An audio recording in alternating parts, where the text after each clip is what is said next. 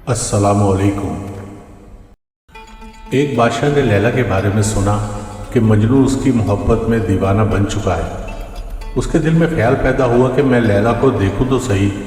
चुनाचा जब उसने लैला को देखा तो उसका रंग काला था और शक्ल भद्दी थी।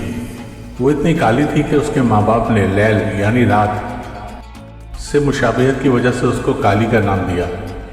लैला के बारे में बादशाह का तस्वुर यह था कि वो बड़ी नाज़नीन और परी चेहरा होगी, मगर जब उसने लैला को देखा तो उसे कहा, तुझ में तो कोई ख़ास बात नहीं, फिर मजनू तुझ पर क्यों मरता है। जब लैला ने बादशाह के ये अल्फाज सुने तो उसने अर्ज़ किया, तेरे पास मजनू की आँख नहीं है। अगर मजनू की आँख होती तो तुझे दुनिया में मेरे जैसा कोई खूबसूरत नज़र ना आता। मौलाना रूमी रहमतुल्लाह अलैह फरमाते हैं कि एक सहरा में भटकने वाले ने एक बार मजनू को देखा। गम के बयाबान में अकेला बैठा हुआ था। रेत को उसने कागज़ बनाया हुआ था और अपनी उंगलियों को कलम, और किसी को कोई ख़त लिख रहा था। उसने पूछा, है मजनू तू क्या लिख रहा है? तू किसके नाम का ख़त लिख रहा है? मजनू ने कहा कि लैला के नाम की मशक कर रहा हूँ। उसके नाम को लिखकर मैं अपने आप को तसल्ली दे रहा हूँ।